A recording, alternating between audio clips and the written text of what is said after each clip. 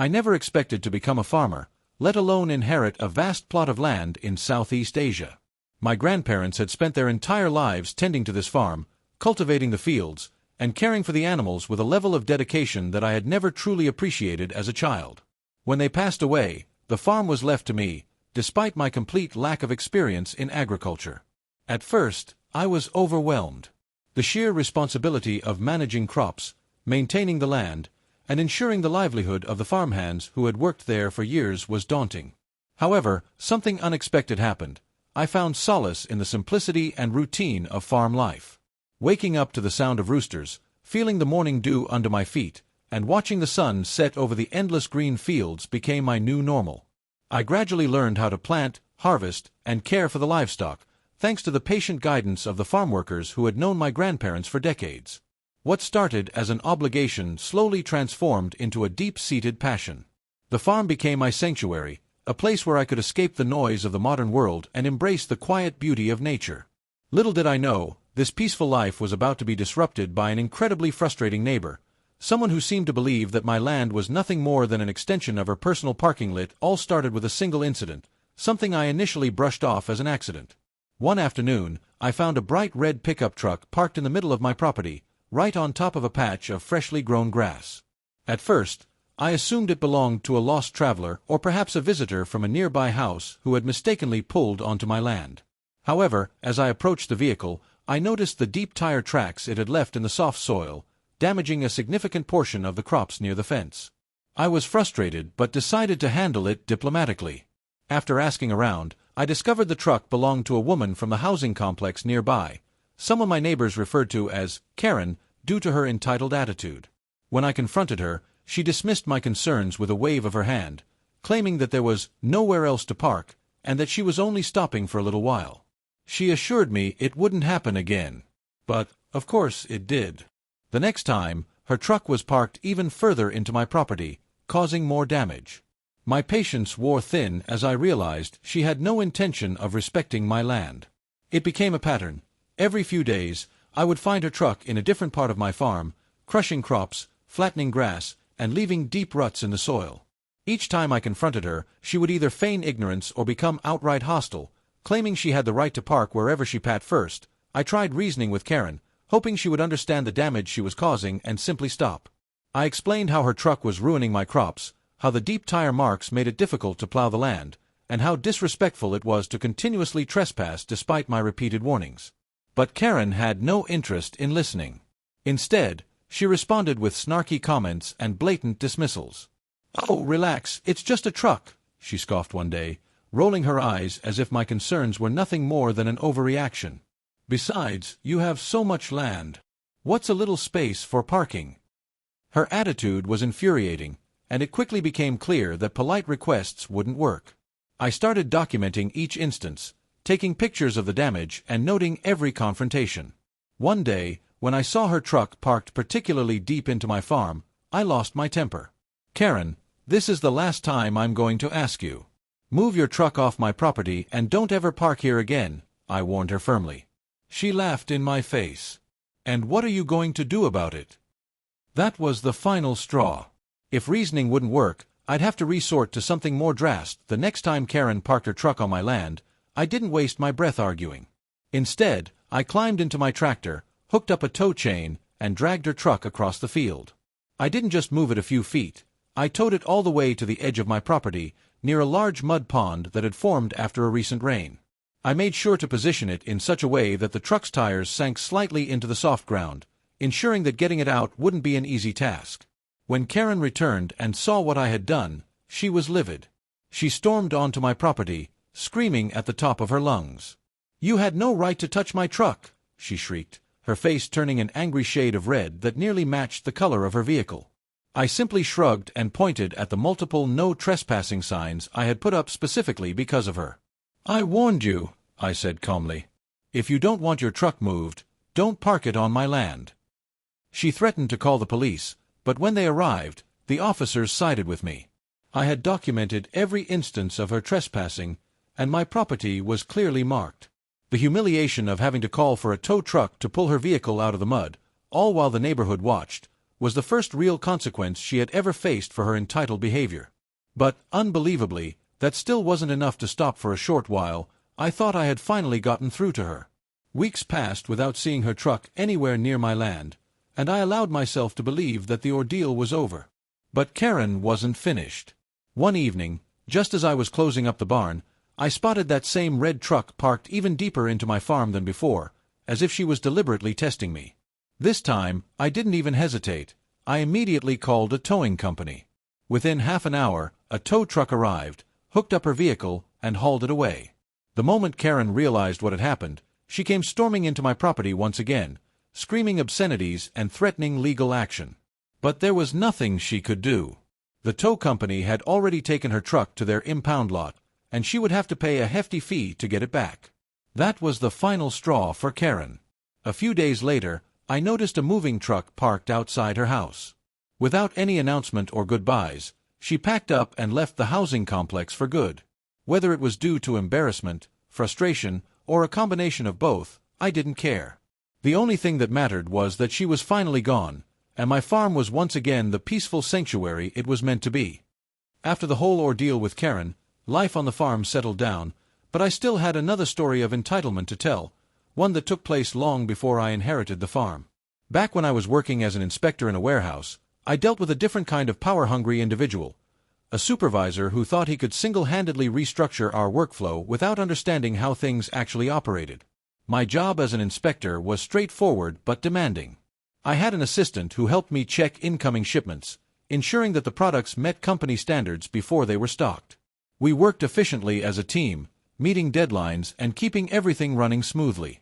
Then, out of nowhere, a new supervisor arrived, one of those guys who thinks that just because he has a title, he knows everything better than the people doing the actual work.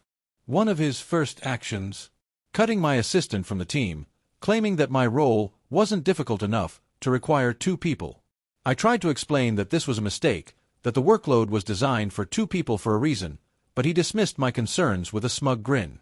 "You'll be fine," he said. "Besides, I need to reallocate resources to areas that actually need them." I could already see where this was going, but if he wanted to set himself up for failure, I was happy to let him without my assistant. The inspection process slowed to a crawl.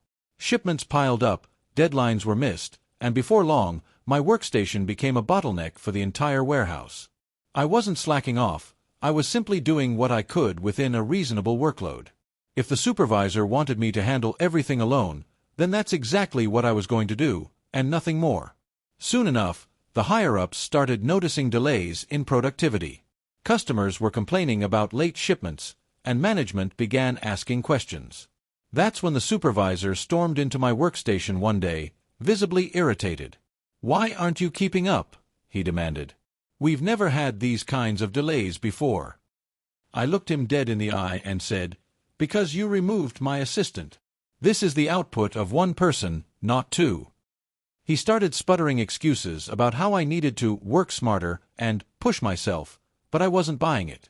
"If you want things back on track, give me my assistant back," I told him bluntly.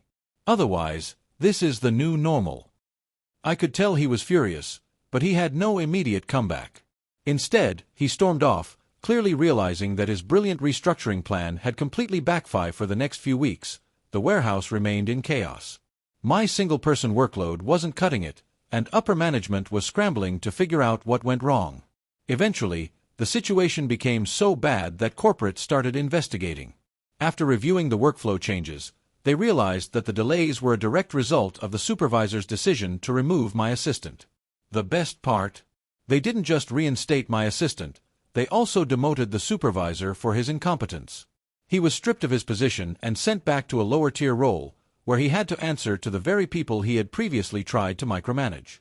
And just to add a little cherry on top, my previous supervisor, the one who actually knew what he was doing, was brought back to restore order. When he returned, he took one look at me and smirked. "Let me guess," he said. "New guy thought he was a genius?" I nodded. "Yep. Didn't last long." He laughed and patted me on the back. "Glad to be back. Let's fix this mess." With that, we got things back on track, and the warehouse returned to full efficiency. As for the demoted supervisor, He never quite recovered from the humiliation of being knocked down a peg. Last I heard, he quit a few months later. Unable to handle the shame of his own failure while dealing with bad supervisors was frustrating, nothing compared to the entitlement I faced from my own parents. My relationship with them had always been rocky, but things officially fell apart when I was 17. Unlike my siblings, who followed in my parents' ideological footsteps, I had my own beliefs and ambitions, ones that didn't align with their rigid worldview. My refusal to conform eventually led to a heated argument, during which they made it clear that I was no longer welcome in their home. I was kicked out with nothing but a backpack of clothes and whatever little money I had saved. At the time, it felt like the end of the world, but in hindsight, it was the best thing that could have happened to me. I worked tirelessly to build a life for myself, learning a trade and becoming an electrician. Through sheer determination, I not only survived, I thrived. Years later, I owned my own company, had a house with my wife, and was living comfortably. I had moved on. But my parents, they hadn't. Out of the blue, after years of zero contact, they suddenly reappeared, acting as if nothing had happened. They didn't show up to reconnect or apologize. No, they had a different agenda. The moment they stepped into my home, they began making demands. My father, without a hint of irony, said, "Since we raised you, it's only fair that you return the favor." He went on to explain how they were struggling financially and expected me to either buy them a house or give them mine. My mother nodded in agreement, acting as if this was the most reasonable request in the world. I couldn't believe what I was hearing. After all these years, after kicking me out and leaving me to fend for myself, they thought they were entitled to my success? I laughed, shaking my head. "Raising a child isn't an investment you cash out on," I told them. "You don't get to throw me away and then show up when it's convenient for you." They were outraged, calling me ungrateful and selfish. But I didn't care. I had built my life without them, and I owed them nothing. The conversation ended with them storming out, furious that their plan had failed. They tried turning the extended family against me, but when I shared the full story, most of them sided with me. In the end, my parents found themselves alienated, with no one to blame but their own entitlement. After my parents' ridiculous demand for a house was flatly denied, they didn't take the rejection quietly. Instead of reflecting on their actions, they ran to the rest of the extended family, painting themselves as the victims. They told everyone that I had become rich and arrogant, that I had abandoned them in their time of need, and that I was selfishly hoarding my wealth instead of helping my own parents. At first, I started getting messages from relatives who bought into their sob story, questioning why I was refusing to help the people who had raised me. Some even tried to guilt-trip me by saying things like, "No matter what, they're still your parents." But I wasn't about to let them control the narrative. I calmly and publicly set the record straight. I explained how I was kicked out at 17, how I built my success without a single ounce of help from my parents, and how they had only come back into my life after I became financially stable, expecting me to hand over everything I had worked for. I even mentioned how they had treated my siblings with favoritism while throwing me away the moment I didn't conform to their beliefs. Once I laid out the truth, the tone of the conversation shifted drastically. Suddenly, many of my relatives who had been siding with my parents stopped responding. Some even apologized for believing their lies in the first place. My parents, realizing that their manipulative tactics weren't working, doubled down on their outrage. But at that point, it didn't matter. Their actions had consequences, and instead of gaining sympathy, they had effectively isolated themselves from Tate. Not long after the family drama settled down, a good friend of mine went through a nasty breakup with her boyfriend. They had been living together, sharing expenses, and building a life, until one day, he abruptly moved out without warning. He didn't just break up with her. He completely blindsided her by packing his stuff while she was at work and leaving her with the full rent, utilities, and all the expenses they used to split. It was a disgusting move, especially since he left her struggling financially with no notice. She was devastated, but I could see the anger building beneath the sadness. So, when she mentioned that she wanted to sell some of the things he had left behind, I decided to help her out, and have a little fun in the process. One of the biggest things he had abandoned was a brand new, expensive smart TV. My friend didn't want to keep it because it reminded her of him, so I bought it from her at a fair price. But instead of just setting it up in my own home, I had a better idea. Her ex had been using the same streaming services on that TV for years, and he had forgotten to log out of his accounts before leaving. That meant we had full access to his Netflix, Hulu, and everything else. It was the perfect opportunity for some petty R rather than just logging him out, which would have been too easy. I decided to take a more creative approach. I went into his Netflix account and renamed every profile with embarrassing nicknames like Creepy Stalker, Mommy's Boy, and Clown Shoes. Then, I completely messed up his algorithm. I started watching every cringeworthy, bizarre, and embarrassing show I could find. Kids' cartoons, weird romance dramas, obscure documentaries about things like doll collecting and taxidermy. On his Spotify, I made sure to listen to hours of the most ridiculous music possible. Nursery rhymes, polka, elevator music, and overly dramatic opera. The goal was simple: ruin his recommendations so thoroughly that every time he opened his apps, he would be bombarded with the weirdest, most unexpected content imaginable. My friend and I laughed hysterically as we worked, imagining his confusion and frustration. We knew it wouldn't take long before he realized what was happening, but by then, the damage to his carefully curated playlists and watchlists would already be done. Sure enough, it didn't take long for the ex-boyfriend to notice something was off. A few days later, my friend got a furious text from him, demanding that she stay the hell out of his accounts. She simply responded with a shrug emoji and blocked his number. Not long after that, we checked the TV and saw that he had finally logged himself out of everything. Mission accomplished. While it wasn't the most destructive revenge in the world, it was incredibly satisfying. It was the kind of harmless but deeply irritating payback that left him fuming while we got to enjoy the last laugh. And most importantly, it helped my friend move on with a smile instead of dwelling on the hurt he had caused her. With Karen gone, the workplace drama resolved, and my family's toxic influence cut out of my life, I finally felt like I could focus on what truly mattered. Life on the farm continued to be peaceful and fulfilling, and my business as an electrician kept thriving. My wife and I built a future together, free from the people who had tried to drag us down. Every once in a while, I'd hear small updates about my parents struggling, the demoted supervisor moving to another job, or Karen's latest drama in her new neighborhood. But none of it affected me anymore. They had made their choices, and I had made mine. And at the end of the day, I had no regrets.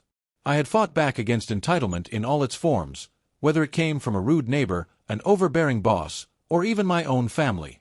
And the best part? I had come out stronger every single time.